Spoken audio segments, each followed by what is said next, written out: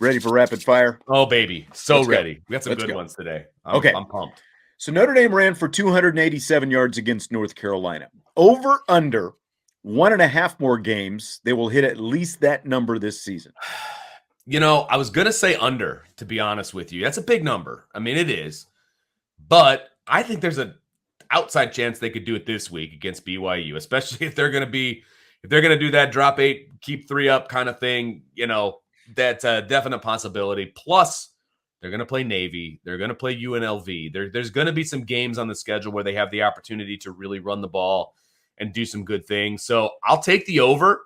But it is a change it's a change from what I was going to say. I was going to say under, but I'll say over. Well, and here's the crazy thing.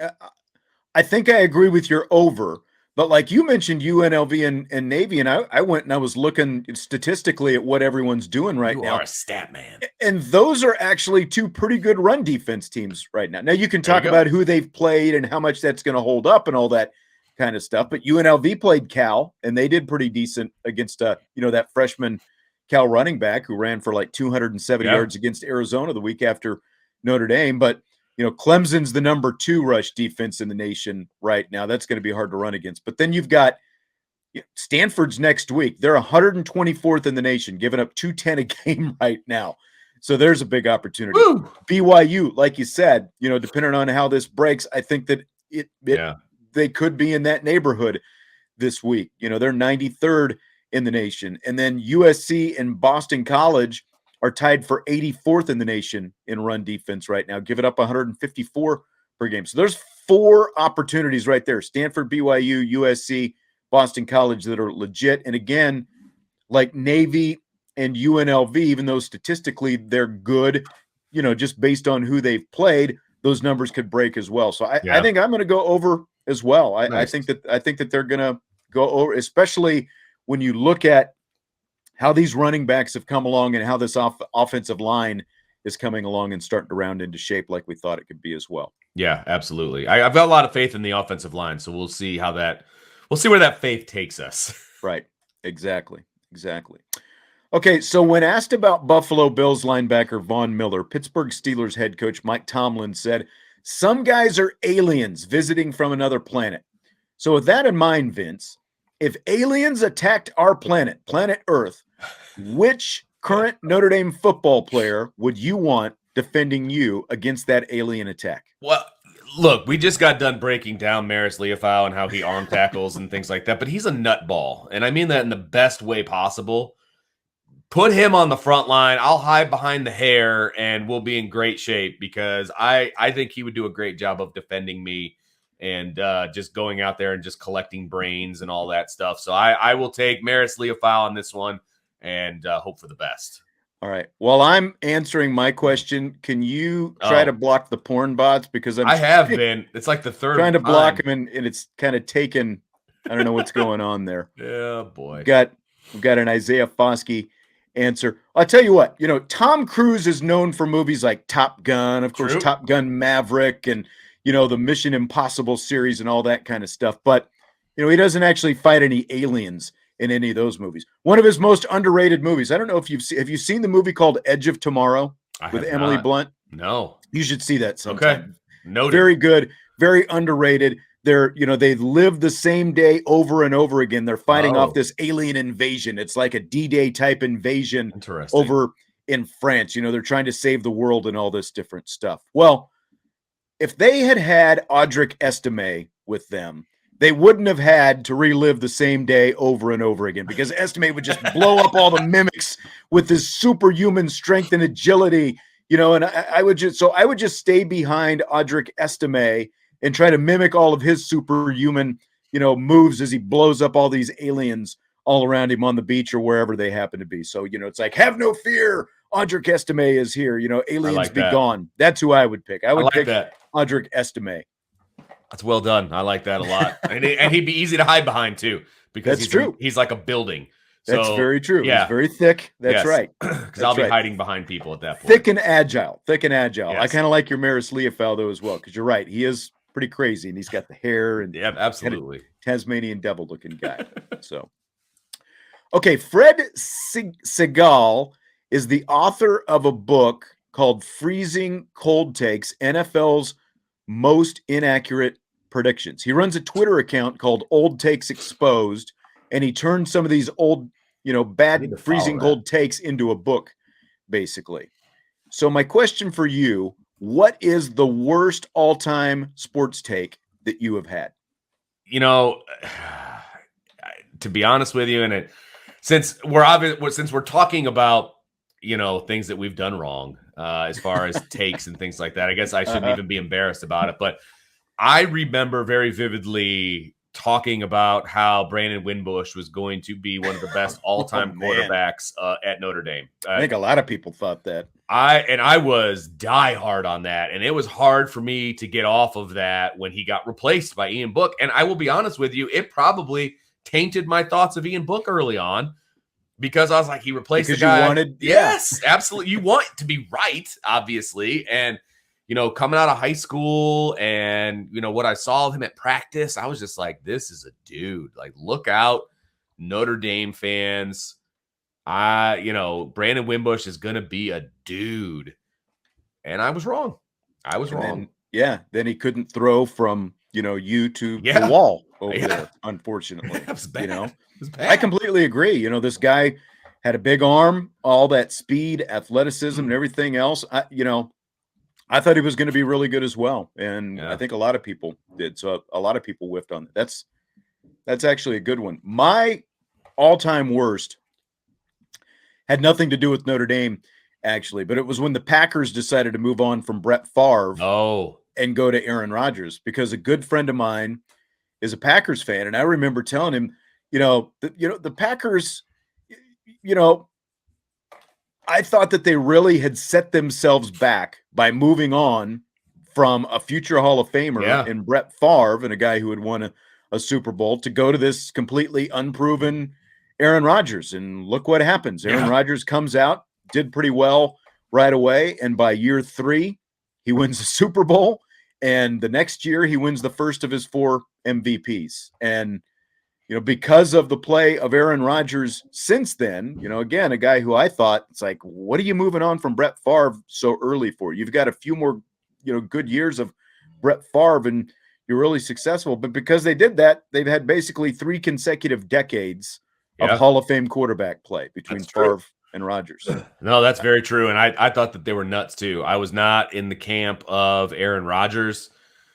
And I think my judgment is still clouded about Aaron Rodgers. I can't stand him, obviously, since I'm a Chicago Bears fan. And some of his antics off the field make it a lot easier to not like him. But you can't deny the fact that he's a good quarterback. I mean, you can't deny that. And frankly, if the Packers brass would have done a better job of getting him wide receivers in a run game, he'd probably have more Super Bowls under his belt, to be honest with you. And he just doesn't have that. And so, it is what it is. Yeah.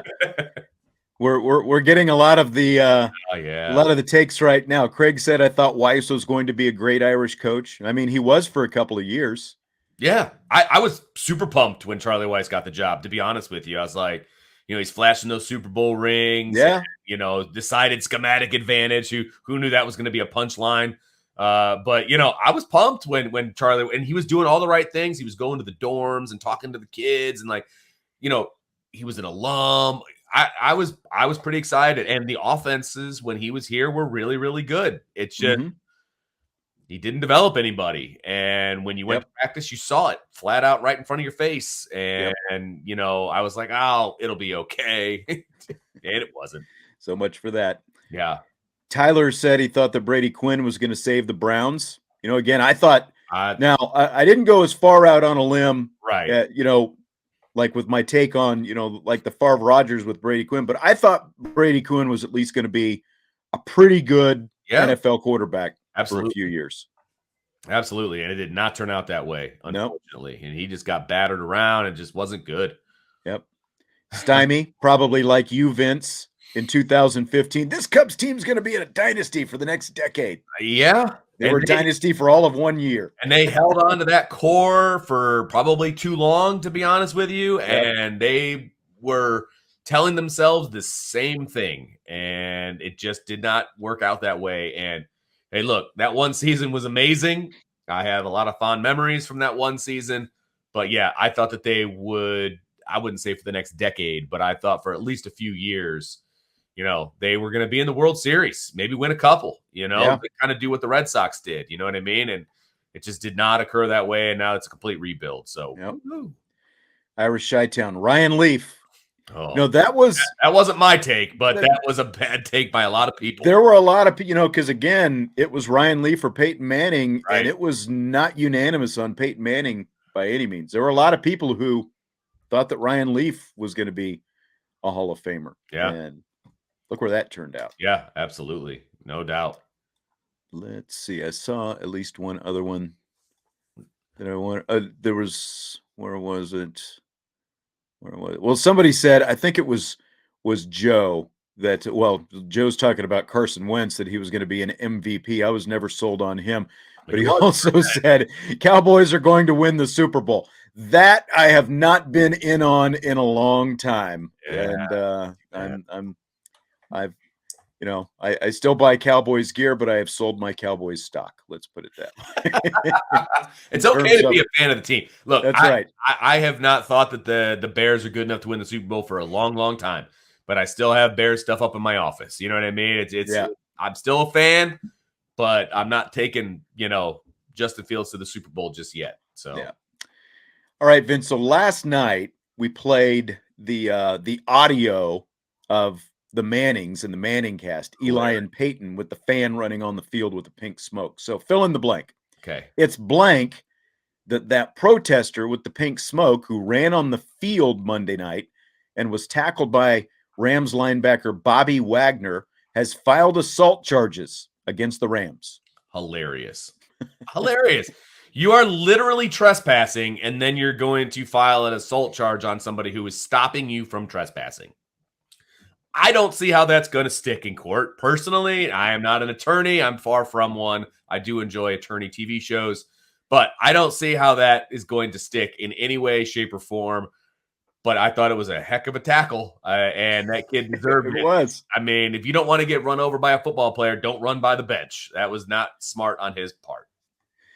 Yeah, and it's like, it kind of like Rick Monday with the Dodgers when he tackled that, guy who was going to burn the flag in the outfield, many moons ago. I think it's hilarious that a guy wants to run on a football field with a trail of pink smoke following him down the football field, a place where guys run into each other and, make high impact collisions for a living. And he thinks he's going to do that, and he's not going to get tackled out there. He's going to come through that unscathed. And then and like Bobby Wagner, if he wanted, just about could have decapitated that guy, but he actually kind of took it easy on him. Like when you watch the replay of how he actually knocked him down, he just kind of, lowered a shoulder. I mean, he didn't spear him or anything like that. He could have done that, but hey, he did what he needed to do, and I love it. And, if there are assault charges and they do stick, I'm sure that he'll be fine coming out of it. But I just don't see a jury in the world convicting him of an assault on total moron. Yeah. Total moron. Not Bobby Wagner, the moron who ran on the field. Yes, absolutely. I'm just glad, it was Monday night, and Kevin Harlan got to do another idiot on the field play-by-play call. I should have played his. Maybe I'll see if I can find it. I need to hear his. I'm sure it was great because the first one that you've played in the past is freaking great. It's fantastic.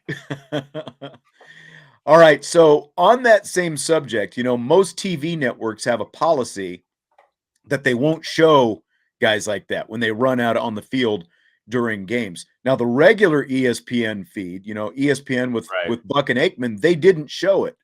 But the Manning cast on ESPN2, they did show it. So do you buy or sell networks showing these people when they run out on the field? I get it. I get why they don't do it. They don't want to give publicity to these guys and encourage that other people. Yeah. I totally understand why they don't do it. I am also 100% in favor of them doing it on the Manning cast because that is exactly what that is for. Yeah. Okay. It's just dudes sitting around talking about the game, having guys over. They sometimes pay attention to the game itself. Like, if you and I were in the living room doing it, just watching a game, we would talk about the guy that just streaked onto the field. Right. Like, I'm 100% for it. 100%. Right.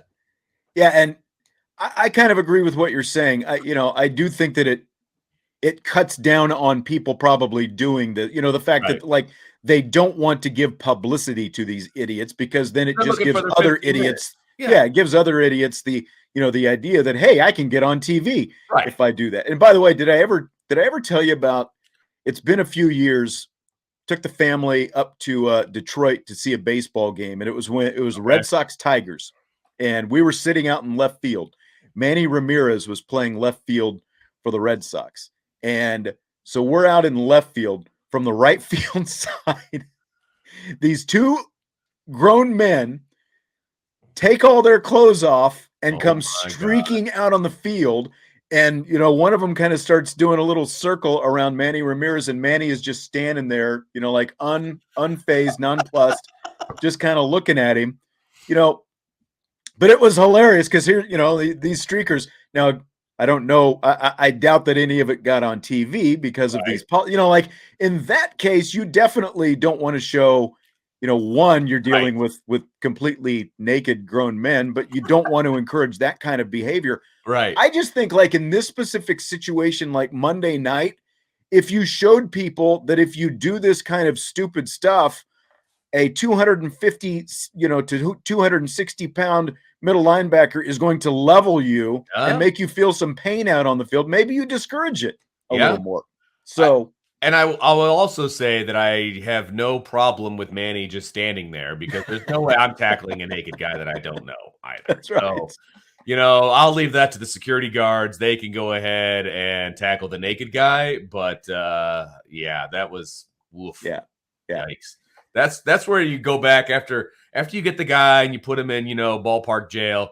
You go straight to your boss and ask for a raise, because nowhere in the description of the job does it say tackle a naked man and put his hand, put him in handcuffs or whatever. I know.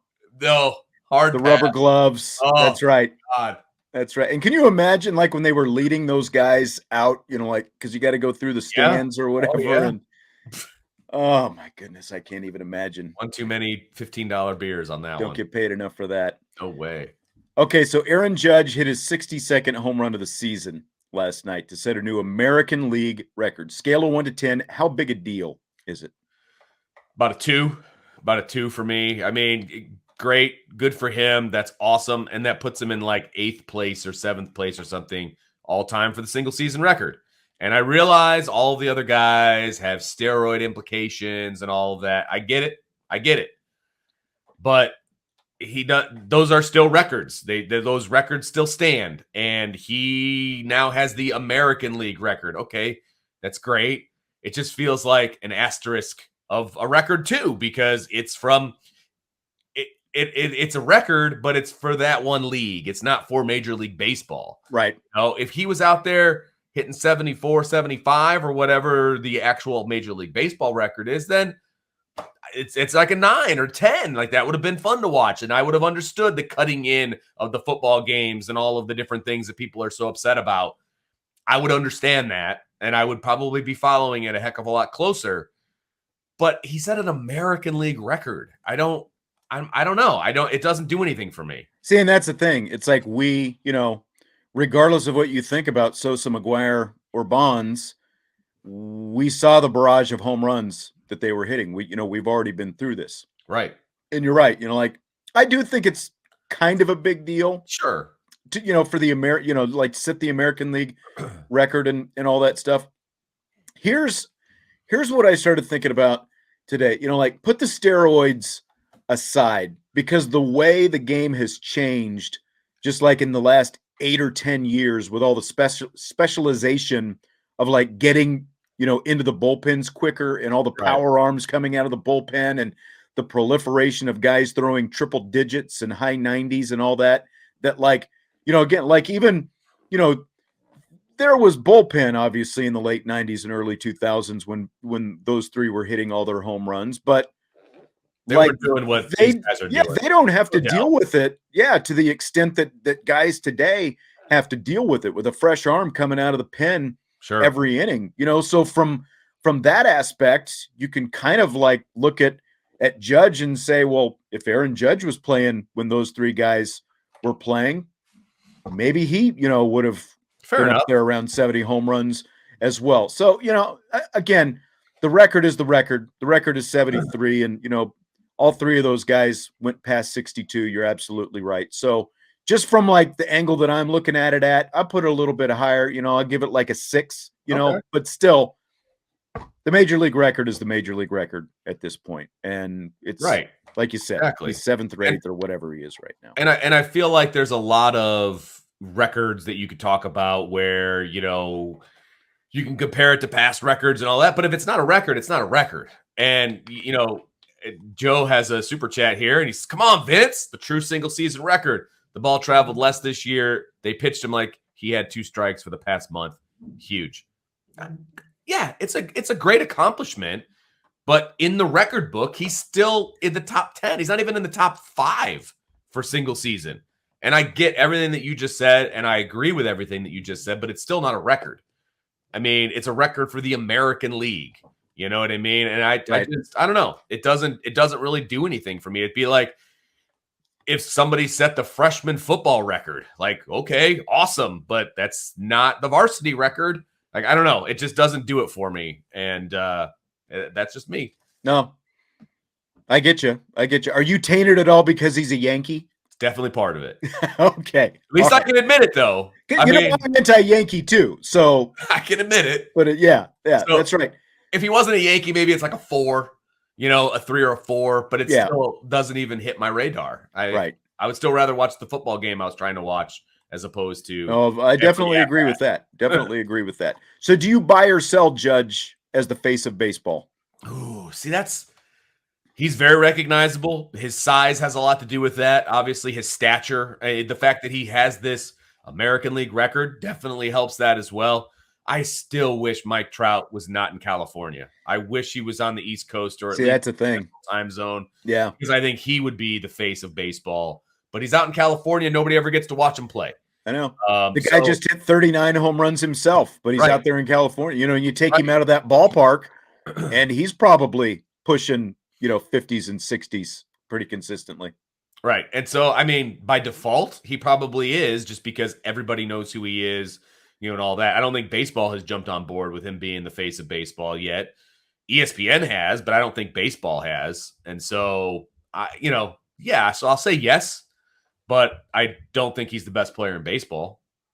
No, I don't think he's the best player in baseball either. But in terms of like coming into the season, Aaron Judge was not the face of baseball. I think you probably would be hard pressed to actually answer that question because, like you said, like if Trout was even playing on the Dodgers instead of the Angels, maybe it's different. But, you can make the argument that Bryce Harper might have been a few years ago, but he's like, nobody even talks about Bryce Harper since he's been with the Phillies. Look at Shohei Ohtani playing on the same team and what Ohtani has done as a two-way player. That's amazing. I don't think he'll ever be the face of baseball because not enough people can identify with him. Probably so. Part of it. Yeah. I think to be the face of, people need to identify with you. And I don't think that they'll ever identify with him just because of his background and where he comes from.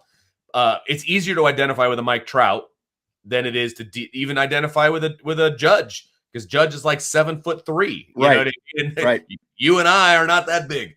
And it's hard to identify with a guy that's that massive, right? Well, a year from now, unless Judge is chasing, the actual record, then, maybe the answer is completely different. But for right now, there just have been no other stories in baseball. And because of this, he has sort of become the de facto, just kind of emerged and became it because, again, right now, there just is nobody else because, like you said, Trout is probably the best overall player. Trout and Ohtani probably the 2 best overall players right now. But because of where they are, they just get buried by everything else. They're lost in the shuffle. Agreed. Okay, last question tonight. New quantum leap. We've talked about it a couple of different times. We're 3 episodes in at this point, rated on a scale of 1 to 10. If I'm comparing it to the original, it honestly doesn't even hold a candle. Now, I think they're starting to get a little bit smarter, and they're starting to tap into the old one a little bit more Getting because like connections and bleed the storylines. spoiler Like alert, that. you got the hand comm and all of that other stuff, that we're going to find out about, I guess, in the 4th episode or whatever. That's right. The stolen hand comm. I Right. forgot about that. I was household hand communication. I was kind of upset that they didn't have the old school hand. I want more connection to the old one. So scale of 1 to 10. If it's a standalone show, it's probably about a 5 right now. I'm still holding out hope that they're going to connect to the older one. So I'll put it at like a 6.5. I'm still watching it. I mean, I have watched every episode. So have I. Watched it on time for the most part. I just actually watched the 3rd one yesterday. But yeah, I mean, I'm still into it. I'm still watching. I still want to see him be Joe Montana. They're going to tease the crap out of that. That'll probably be right. That's what I'm waiting for. That's what I'm waiting for. But yeah, I mean, I'm into it, but not as much as I thought I would be. I found out, and I don't know her name, the female actress, the one that plays the Avatar, that kind of the new Al, basically, I guess is the best way to put it. She was actually in the Army, apparently, and she won some sort of contest, and this is only like her 2nd acting role. And I think she's fairly solid from what I've seen from her especially so far. I didn't know that either. And they hinted around in the 3rd episode that she used to be in the armed forces. The character. Yeah, because there was like a PTSD kind of thing that they were talking about. Yeah. Yeah. And the lead of the show is the guy who honestly I'm having the most problems with right now. I mean, he's doing a good job for himself, but it's just like, I don't know. He's not Scott Bakula. Those are huge. Those are huge shoes to fill. I'm sorry. And that's what he's going to be compared to because, that was the original show. They need to somehow in the original, remember there was an episode where Scott Bakula was facing off with like the evil leaper. You remember that? Yeah. They need to have an episode. And I know Scott Bakula has already said he's not involved with this. They need to get him involved, and they both need to leap into the same situation or something like that. He needs to be there. He's still out there. He's still out there leaping around because he never came home. Yes, he's lost, right? He's out there. He needs to leap into an episode with the current one to get me back on board and be like, let's go. Yeah. The fact that they don't have Scott Bakula involved is a travesty among travesties. I understand you can't have Al involved. I get that. Right. You can certainly have Scott Bakula involved. You can get Sam on the hook, and they need to do that. They need to. Yep. I agree. Joe says Bakula needs to have a cameo. I'm with you, Joe. Completely agree with that. And that's it. But he doesn't want to be involved, right? Or at least initially. He's on another show right now. I hope they find a way because absolutely. And like you talked about the evil leaper, they kind of seem to be teasing that maybe there is an evil leaper situation coming up. So I don't know. Look, the storyline with this one, I know we're really going deep into this, but the storyline with the new one, there seems to be more going on, which I think is a modern thing anyway. I mean, you've got all the backstories going on outside the leaping. Plus, you've got. And I actually like that. I like that, but I also wonder. It's just, I'm just not buying into this lead character. Now. Right. That's my biggest problem. So there's a lot going on, which I do enjoy. I like the A's, the B plots, all that stuff. Whereas the old one was just, hey, he leaped in. How do we get him out? It was very simple. There was rarely any talk about what was going on with Gushy and, all of the different people in the back. But so I like that part of it. I will say that that's pretty cool. But we'll see. We'll see how it goes. Yeah. All right. Well, stay warm. Enjoy your soccer tonight. I'll talk to you tomorrow. Ooh, sounds good, brother. All right. Thanks for stopping by tonight. We will be back with you, of course, tomorrow. Man, tomorrow's already Thursday. So we've actually got have a conversation with the BYU reporter and get a little insight from the BYU side of things on tomorrow's show, in addition to all the rest of the stuff that we always have. Vince and I will talk some BYU. We'll have rapid fire and all that good stuff as well. Thanks again for popping in tonight. We will talk to you tomorrow on IB Nation Sports Talk.